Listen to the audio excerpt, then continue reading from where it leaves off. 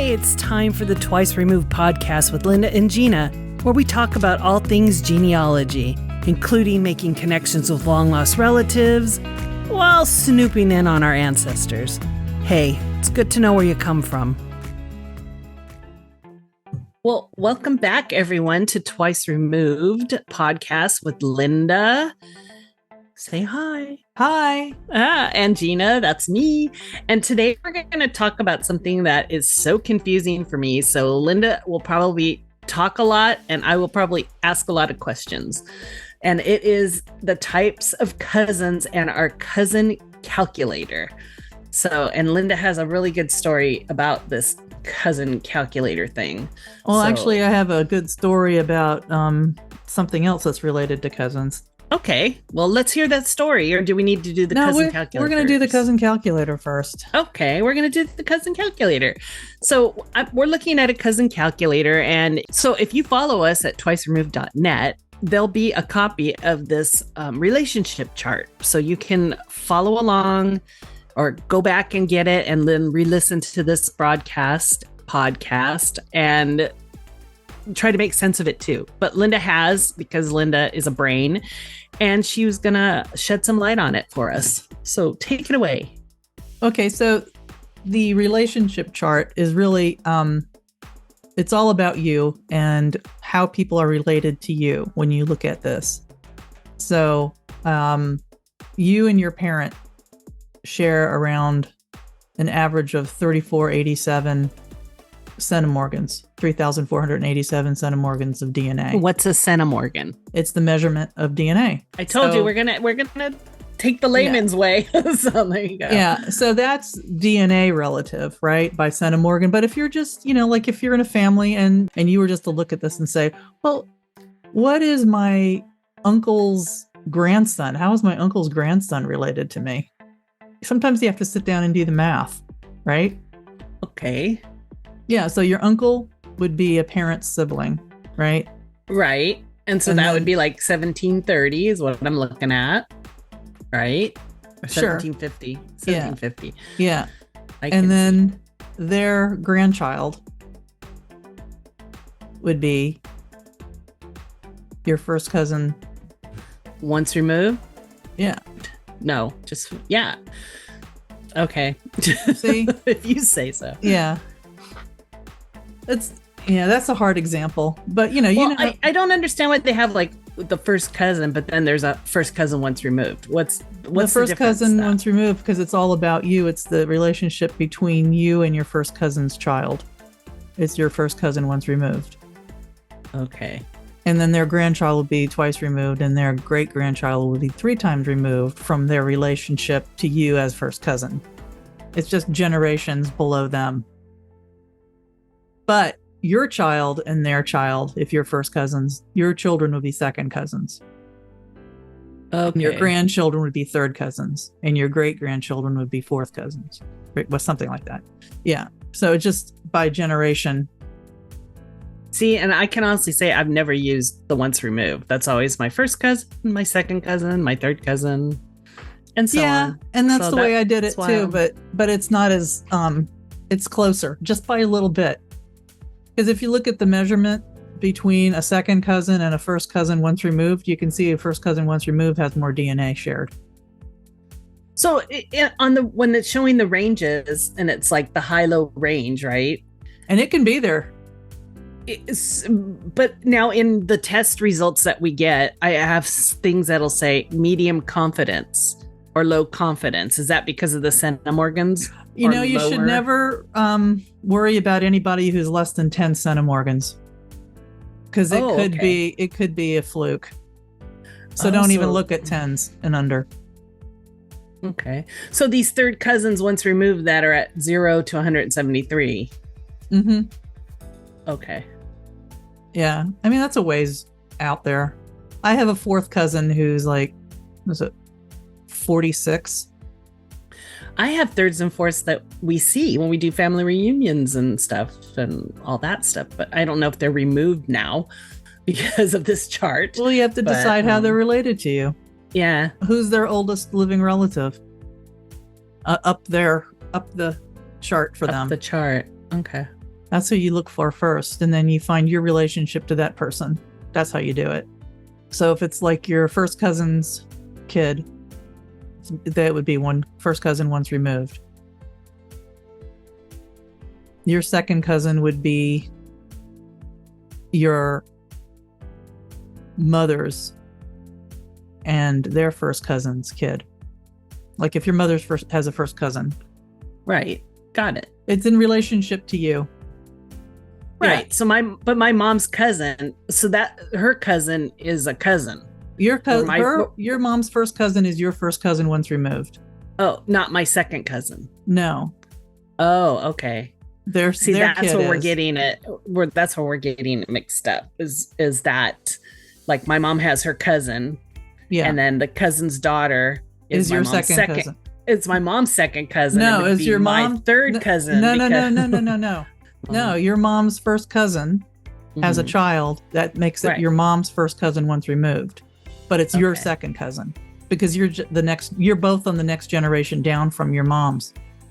Okay. So look at it like that. Like they stand on a step of a ladder together or on steps and you guys are on the next step down. But if you go diagonally up and down, it's once removed until you go down to another step and then it's twice removed.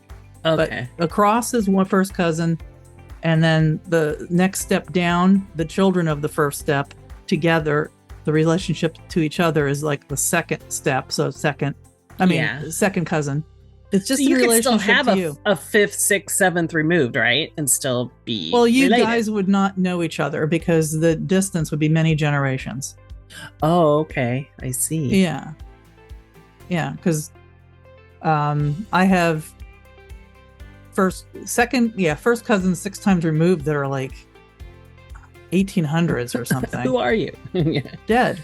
They're dead. Yeah, they're dead. They're long gone. So what's the furthest down that you have found? Oh, I'm fourth. What do you mean, like in living? Yeah. Oh, yeah. I know a fourth cousin. A fourth, okay. But it was not through relatives that hang out together. It just happened to be that we know each other because we were friends first, and then I found out after my DNA test that we're actually cousins. Well, and I'm also seeing on this relationship chart, they have it for half siblings too. Yeah. And half cousins and half. And that's only because of this is for measuring your DNA also. It's not even, I mean, everybody on that same row is basically the same relationship. It's just only half DNA for the half. It's still the same math. Like, it'd still be like a half first cousin if it's a half sibling to your parent. Okay, well, I need time with this chart, I think. Well, where this chart really comes in handy if it's not for just trying to figure out who the people are that are around you, like the family reunion, like who are you again? This is really for when like you get your DNA test back and it's like, I do not understand how this person is related to me. I don't know them, but yet they have like this high amount and they're being called a second cousin. And I had one of those come up and I'm like, that guy's not my second cousin. He's not. He's like my third cousin, but he had a higher DNA share with me for some reason. And he has the same amount of DNA as like one of the siblings. So how did that happen? I don't know yet. And I'm not sure if maybe in some strange universe someplace that one of his parents is related to the other side of my family. And maybe he's a double cousin. Oh, a double cousin. Oh, he could be a double cousin. Yeah. And I have a whole story on that's not even this guy, which is so funny because you would think that this is such a big world and we would never run into each other like this. Well, we want to hear this story. But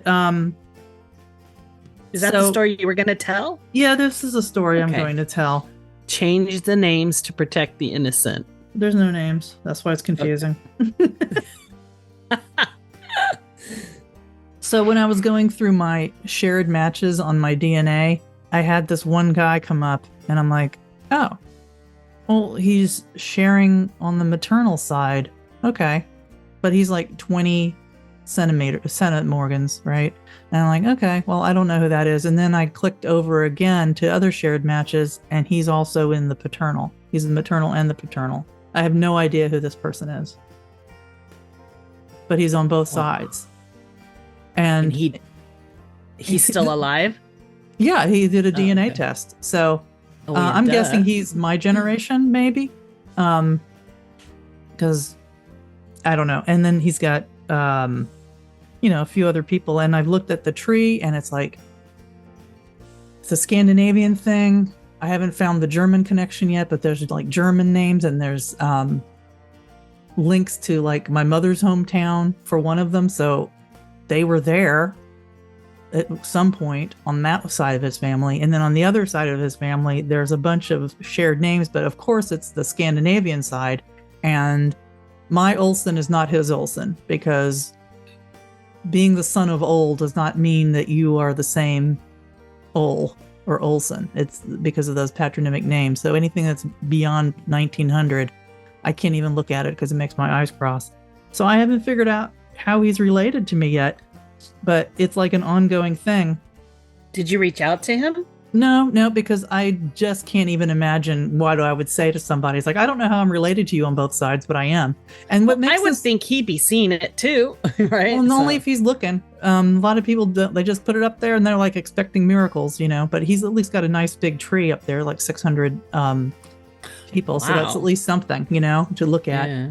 But the thing that makes this so interesting to me, because as far back as it is, it would have had to have happened back in the day in the old country.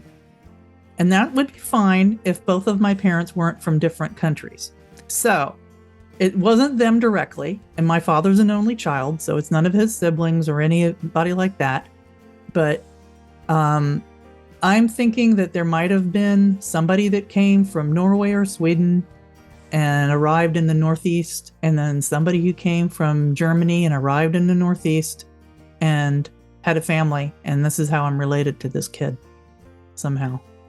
Wow. And that is just so weird and far-fetched that it's almost unbelievable, but I think that that's what it is, but I don't know who it is yet. But I Well, have maybe found... he's listening to this podcast. Oh, I'm sure. and I'm he sure can he reach is. out to you. Yeah. So it's that whole thing. I'm calling him Joe. Joe. if That's you not can his hear name. me. Joe, who's really not Joe. Joe, who's really not Reach Joe. out to your cousin Linda Yeah, he doesn't know me. and be on this show. Come on, Joe. That's just it. So if you look for 20 centimorgans, it shows up on here as fifth cousin once removed. But it must be so far back. He shows up as a fourth cousin. But because it's DNA from both sides, he might be a 10 or something on both sides. And that's why it's so far back that the research I'm having to do is crazy. Because just, a couple generations back for grandparents, you've got 64 grandparents to look through. It's not a straight shot back. Everybody's got, every couple, each partner has parents too. So you have to go through their parents. And then each of those parents has a pair of parents. So it just adds up and adds up. So maybe one day I'll get lucky. I hope so. Yeah, but that's where I am with him.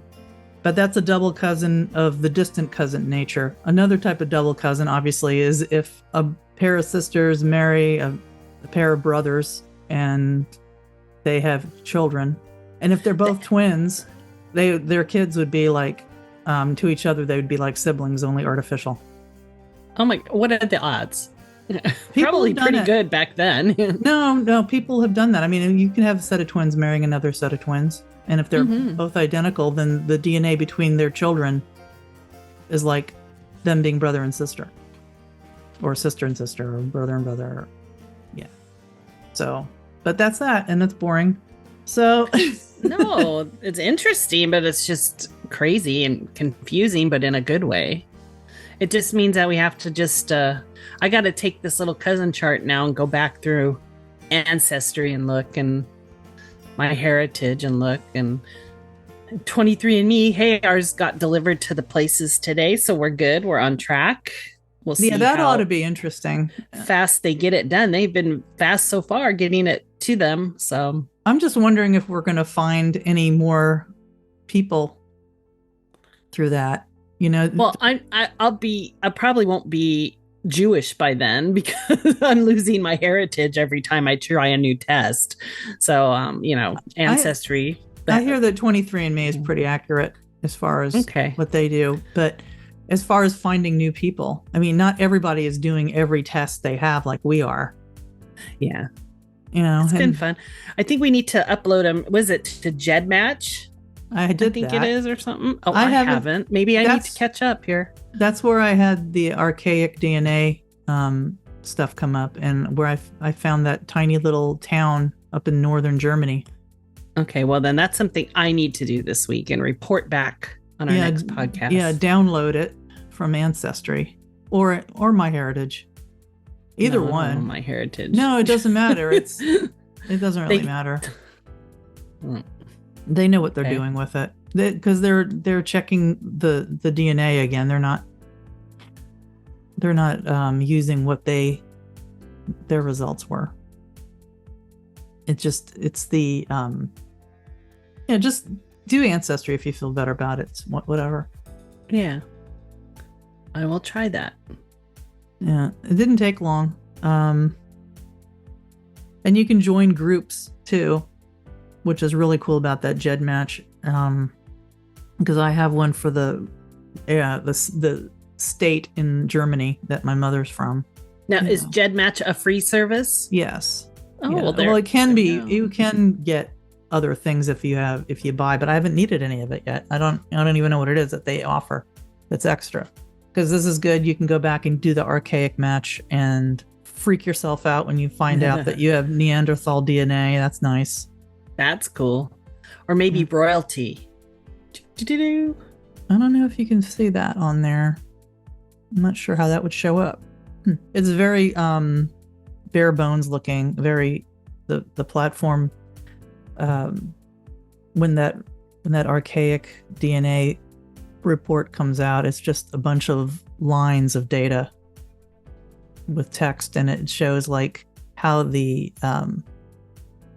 chromosome is, what part of it is from there, like what piece, so that you could probably match it with somebody if you wanted to. But archaic people, we didn't pay enough attention in algebra class and all our math classes, and here we are looking at this chart.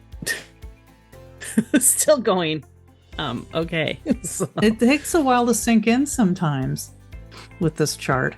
I can balance the heck out of a checkbook though, but I can't do this chart.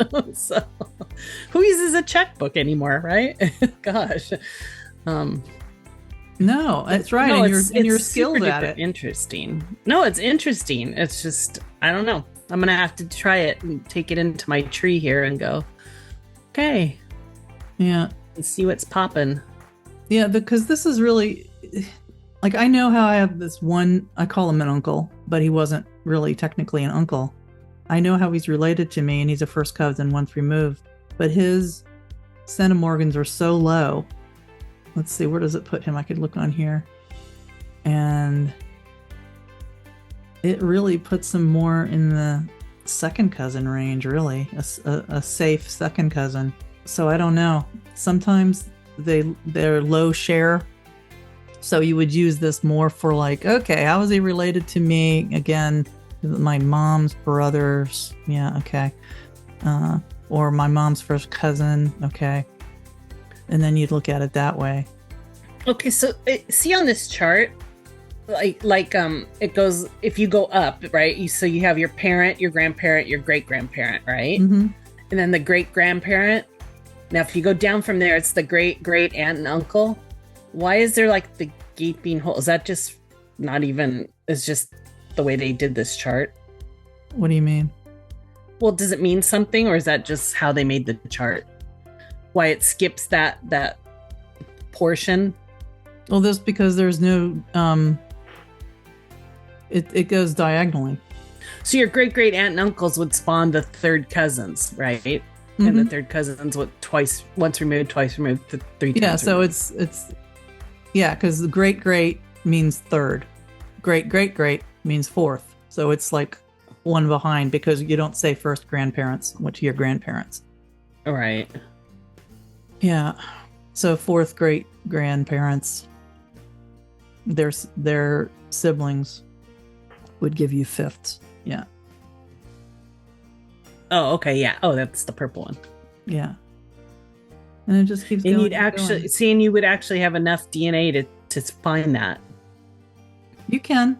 I mean, up to eight cousins. Yeah, the and white then side there and of then the you chart. shouldn't really trust, right? Because it could be just a fake cousin. And I know what you're talking about too. It's the My Heritage give you that low confidence, and they also have this other thing Yeah. where they try to guess. Oh, well, really, we've come to the conclusion that that's your second cousin instead of your second cousin once removed. Well, I could tell by the tree that they were also. Right. But, they're trying to tell you that because originally they say, oh, it's either your mother or your parents' second cousin first removed or your parents' first cousin once removed. It's like, Oh, I know we've had them on some of them, and I've had one lady contact us from Ancestry for the Jewish side, so my mom's side, and we're going through all these names, and it's like, nope. Well, were they in Canada? Because that's where they left when they left Kyiv. They went to Canada. Nope. but it says it's like my mom's second cousin. Oh, wow. So Well, you know like, what? That could very easily be 2 fourth cousins. Huh? That there could have been like a small town girl living in a lonely Kyiv world. And might have been like a With Steve Perry. Who knows? Yeah. And yeah, it could very possibly be like 2 fourth cousins making a second cousin relationship. Oh, got ya. Because the DNA would be enough. It's like a double cousin, possibly. Yeah. If they all left together, they might have just been like, oh, yeah, this is my best friends that live across the farm here, and you're going to marry their brother no matter what, or their son or whatever, no matter what. And then they're both fourth cousins through their lines. Hey, and then don't they get stop married. believing. Exactly. So that could be. That's exactly the moral of my first story with my mystery Joe cousin. Like, I don't know, man, if I'm ever going to figure out how he's related. I know he won't. Because he's not spending the same time I am. I know. Every once in a while I'm in there, it's like, oh, let's see. And when I have a shared match, I go through their tree and I try to find how they're related to me. So I end up adding like siblings to great grandparents, and then I add in all of their other people too. I'm like, well, maybe this will do it. Maybe this will be the one thing that connects me finally to this guy, by opening it all up and having more people possibly, because it's a shared match. And that's how you figure it out. It's like if you have shared matches with all these people, then you know that it's a legit cousin. Well, maybe I have to turn you loose on my Ancestry chart. Let you look. Yeah. And teach me with the relationship chart and see how we do. Yeah. It can get confusing. But happy confusing. You know what I mean? It's like, okay, like we will be discussing too is, brick walls when you hit them and stuff. And yeah, stay tuned. You stick with it, people, because this is your peeps, and you got to figure out how they fall into line there. Yeah, so if you want to take a look at this relationship chart, we're going to have a copy of it up on our site or a link to it. I'm not really sure who puts this out, but we don't want to do a copyright infringement thing, so we may just... thegeneticgenealogist.com is who provided this chart. It's a very nice chart. Blaine T. Bettinger. Thank you very much for doing this. Do you think they've updated it since August of 2017? It doesn't need to be. Oh, okay. So what it is what it is. It is what it is. I mean, we didn't get any more DNA added to our cells since then, So okay. Yeah, this won't change. This is pretty much how it goes. But unless you have like a low share person or a high share person, that's what I'm trying to figure out. Because if I could turn back time, I'd get a high share. What? All right. Well, then I guess that's done for us. Please get on our website at twiceremoved.net. And if you have any questions about today's show, please ask. Linda, because Gina's not going to answer them for you because she doesn't know. But no, please send us some questions and we're happy to get back to you guys. Yeah, it's hard to talk about cousins when, you don't have all the players and people, and it's other people's family that you know nothing about. So good to have a chart or something. Yeah, and ask your questions, and maybe we'll do a show on questions, Q&A. Yeah, that's good. But and then we'll pretend we know the answers. Yeah. But thank you guys for joining us, and until we see you next time, be well, find your family, and eat pizza. Auf Wiedersehen. The Twice Removed podcast is produced by Linda Anderson and Gina Glass. All opinions expressed are of our own and of our guests. For more information and upcoming guests, please visit our website, twiceremoved.net.